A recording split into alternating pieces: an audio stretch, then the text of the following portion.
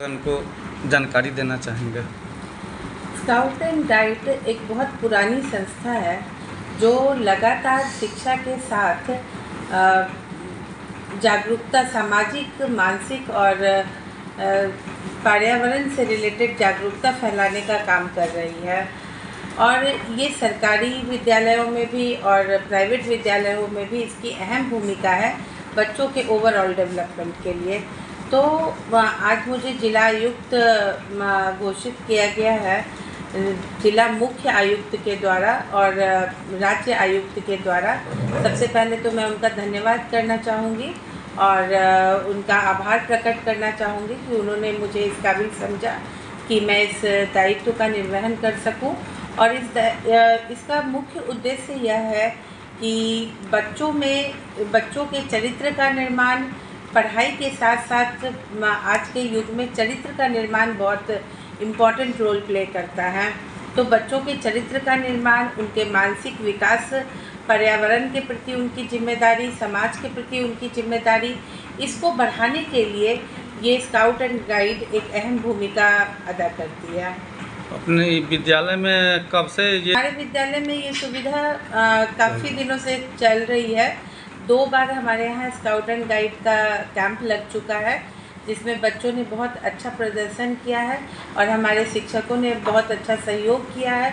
और अच्छे प्रदर्शन के बेसिस पे ही हमारा स्कूल जिला की नज़र में आया कि इस स्कूल में और इस स्कूल के मैनेजमेंट के द्वारा एक अच्छा प्रदर्शन किया गया। बच्चों ने बहुत कुछ सीखा।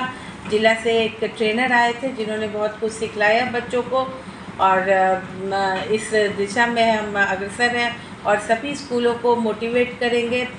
सरकारी स्कूल में तो पहले से ही चलता है, प्राइवेट स्कूलों को भी मोटिवेट करेंगे कि बच्चों के ओवरऑल डेवलपमेंट के लिए यह बहुत ज़रूरी है।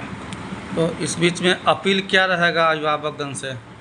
अभिभावकगण से यह अपील रहेगा कि वो बच्चों को भी प्रेरित करें कि अनुशासन जो है वो जीवन का लक्ष्य होता है और स्काउट एंड गाइड हमें अनुशासन की ओर प्रेरित करता है। अनुशासन सिर्फ समय पर आना जाना नहीं है, अनुशासन हर क्षेत्र में। मैं यहाँ पे कहना चाहूँगी कि निर्माणों के पावन युग में हम चरित्र निर्माण न भूलें, स्वार्थ समाधान की आंधी में हम वसुधा का कल्याण न भूलें। इसी उद्देश्य को लेते हुए स्काउट एंड गाइड लगातार अपना काम कर रहा है। मतलब छोटे छोटे बच्चे जो है नशा के दुनिया में कुछ बच्चे के बीच समझाते हैं। देखिए, नशा का सेवन कर रहे हैं ये तो बहुत दुर्भाग्यपूर्ण है, लेकिन इसमें हम दोनों पक्षों को साथ बैठकर मिलकर काम करना होगा।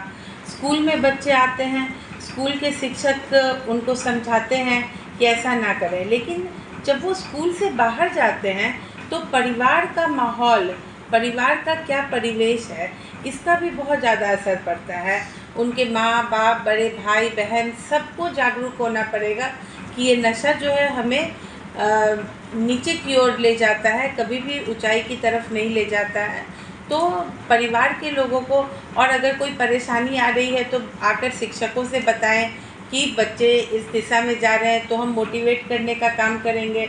और समाज को भी इसके लिए जागरूक होना पड़ेगा। सबसे बड़ी परेशानी आज के डेट में समाज है कि कोई किसी को नहीं पूछ रहा है। हम देखते हैं मेरा बच्चा नहीं है, हमें इससे क्या, ये वाली परिस्थिति उत्पन्न होती जा रही है।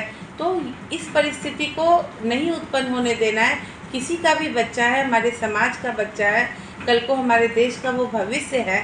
तो भविष्य के निर्माण में ये बहुत ज़रूरी है कि हम अपने बच्चों पर ये अनुशासन लगाएं, ये अंकुश लगाएं कि बच्चे कहाँ गलत कर रहे हैं। और सबसे पहले हमें ये सीख देनी होगी उनको कि कोई भी चीज़, सही और गलत का फ़र्क, कोई भी चीज़ जब हम छुपा के करते हैं तो वो चीज़ गलत है। तो बच्चे अगर नशा करते हैं तो किसी को दिखा कर तो करते नहीं हैं, वो छुपा कर करते हैं।